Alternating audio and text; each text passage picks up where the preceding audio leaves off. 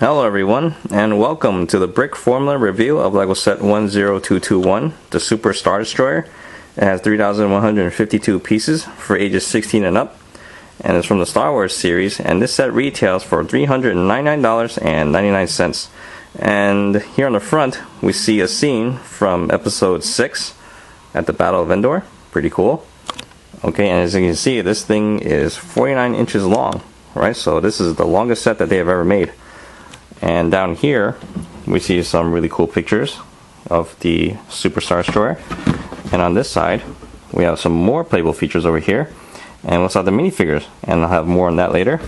And here on the back, we see that it was a little bit crowded in there. So Darth Vader and the bounty hunters decided to have a group meeting on the outside.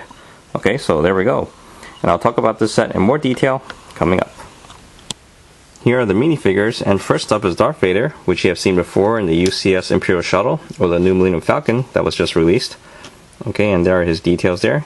And he comes with a hologram of the Emperor, which is a little weird because they didn't have that in the movie. It was actually in a much larger display. And there's nothing on the back. Okay, so there we go. Next is Bosk, who is also in the most recent Slave 1 set. Okay, nothing new here. Okay, he's got the same printing there on the front. There on the back.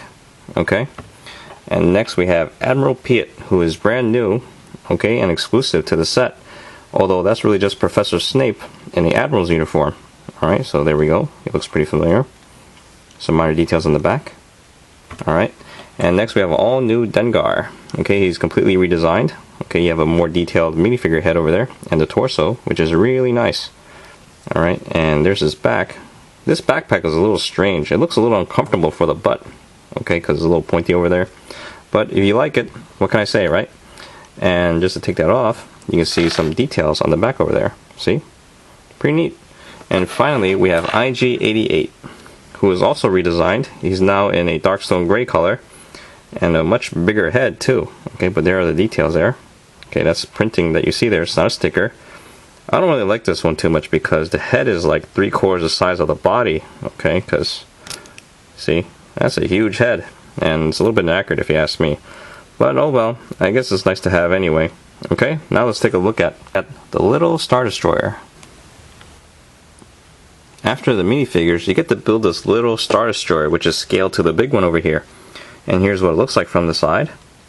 There's the top. There's the front, and as you see, it's a cute little design. And there's the bottom, not much to it. And here is the back. And you'll probably notice that these parts can move up and down, even though they're not supposed to. It makes it look like this thing has wings. So if you want, you can flap his little wings for the fun of it, if you like. Okay, and there we go. And you can attach this to the Super Star Destroyer by using this piece over here. And you just attach it right here. Okay, and then you can stick this anywhere to the side. Alright, and I'll just put it right here. And there we go. Okay, pretty easy. Now let's take a look at the Super Star Destroyer. And here it is, the Super Star Destroyer, going from the tip to the back. This thing is beautiful. And it's really long too. Okay, at 49 inches, this is actually the longest set that they have made so far. And it's longer than the original Star Destroyer from 2007 by about 12 inches. Okay, and there we go. Nice details over there. And this thing is really sturdy too. See? Okay, it's not going anywhere. It's pretty strong. There's the bridge. And there's the back. So overall, it is beautiful. Really nicely done. Now you'll probably notice that there's a little bit of repetition going on over here. Take for example this little greeble over here. You get to build 12 of these all together, and they're only attached by these 4 studs over here. Although some have more, okay, they're just built that way. Okay, they don't really attach completely on the bottom over there. And moving back up to the front over here, we have another greeble that you get to build. Okay, this one's attached over there by 4 studs again, and you get to build 4 of these too. Okay, so there we go. And while we're up here, let's take a look at this section right here, because this can lift up. It's not attached by anything, but it's held in place by this part over here and the sides over here. Okay, and that's the command bridge. And let's take a closer look. Here's the bridge with the minifigures inside, and as you can see, it's a pretty cool playable area too, especially if you add the stickers, because there's a lot of details that go in there, especially for the sides over here and the control panels down here. And you also get stickers for the back where the exit is, and some over here too. Okay, And I didn't put the stickers in there because I will dismantle this and use this for extra parts. But anyway, here are the stickers. Okay, we get a lot of them for the interior. And the good news is that none of the stickers have to cover multiple parts. Take, for example, the window sticker over here. That's actually 3 separate stickers. So you don't need to have one big sticker that covers these 3 parts over here. So that's really cool. And for the record, you cannot close this with the minifigures standing inside, okay? Because it won't fit, of course, and you'll give them a headache. What you can do is you can sit them towards the middle, okay, and you can close it like that. You might have to throw IGA into the pit, but you can still close it with the minifigures in there, okay, and that's how you can do it. And now let's take a look at the thrusters in the back. And here they are, and as you can see, the thrusters actually look pretty small when you think about it, but when you compare it to the scale of the ship, they're actually just about right, so they're pretty big in a way. And as you can see, this whole section here is built upside down. Alright, and this is just one big section over here, and it's held on pretty securely even though it looks a little bit loose. Alright, but that's not going to fall out anytime soon, and there are the details there. It's pretty nice. And this is a separate section as well, and so is this one too. Alright, these are the parts from bag 5, so I just want to point that out while I'm here. And while we're down here, you can see that the rest of the ship is built pretty flat, which is a little bit inaccurate because it's supposed to be like a diamond shape, but I guess it's okay. I'm still pretty pleased with the overall design. And now let's take a look at the rest of the ship, including the inside. As you can see, I took the top plates off, so this way you can see what the inside looks like, and it's really impressive. Okay, and there we go. You can see that they use different colors to help you have a much easier time to build this thing. Alright, and if you look carefully where that yellow part is, that's what's used to hold the thrusters in place, and you'll see that all throughout the rear section over here. And this whole top section where the details are, okay, that's all the parts from bag 3. Bag 2 is what helps you build the frame along the sides over here. And if you pay attention to this part right here, you have to build 12 of these over here just for the sides. Okay, 6 on each side.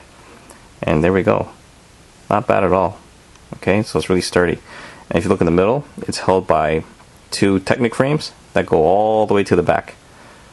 So, yep, there we go. Okay, and what I really like about this design, unlike the original Star Destroyers, is that they don't use magnets to hold the plates together. They're actually clipped on by these red pieces over here, and they're attached to these parts over here. Okay, and it's really cool. And let me show you how to put that on real quick. First, we start at the tip of the ship. Okay, and what you want to do is you want to take that gray stick right there and insert it into that hole right there. Alright, just like that. Okay, and then you want to just take this whole plate here and just lay it on top of the ship right there. Okay, and then starting from the back over here, you just press down on it. Alright, like this. See that? And that's how it attaches to the ship. Really cool. Okay, very nice. And then towards the end of the ship here, alright, it's actually a little bit loose over here, but that's why you have to put this piece in the back and it will hold it in place. Okay, so there we go. Now to go on to the recommendations. Overall, I'd say that this is a pretty good set to get. When you look at the playabilities, it's really good. And starting with the building process, it's a lot of fun to put together. Alright, I would say it takes an average person maybe anywhere less than a day to 2 days tops, okay, just to put it together. Although you can do it in one sitting if you're hardcore like me. Alright, and after you're done building with it, you can still play with it because you have that command center in the middle there, like I showed you earlier. And you can also lift this thing and fly it around if you like, although I should warn you that this thing weighs like 8 pounds.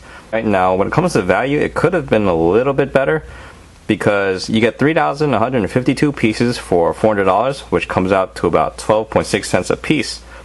And when you compare that to other Ultimate Collector's Edition sets, okay, those usually went for about 10 cents a piece or below, so clearly the value could have been better. And when it comes to the parts, I say they're pretty good, okay, not bad at all. Because when you buy a set this big, you definitely should find a spot to display it. And if you don't have that, then you just want to look at the parts now because you will probably end up taking it apart like I will, okay? And for starters, you will get 94 pieces of these, which is pretty good. I like those.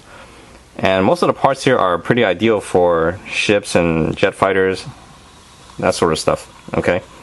And just one more final note before I go, is that if you remember the original Star Destroyer, okay, if you own that, after a few months to a year, the front side of the ship will start to sag. And while this ship may not have that kind of problem towards the front, it may have that towards the back. And the reason why I say that is because this over here is really packed together. There's almost no empty space in there. And the stand is like right here, and there's a lot of weight back here. So you might start to see this thing slowly sag downward after a few months. So I do recommend taking it apart and putting it back together just to recycle the parts a little. Okay, and I guess we'll know for sure a few months from now. And in the end, I think you'll like this set because I really love it too. And that sums up my review. Okay, hope you guys enjoyed the show, and I'll see you guys next time. Thank you for watching.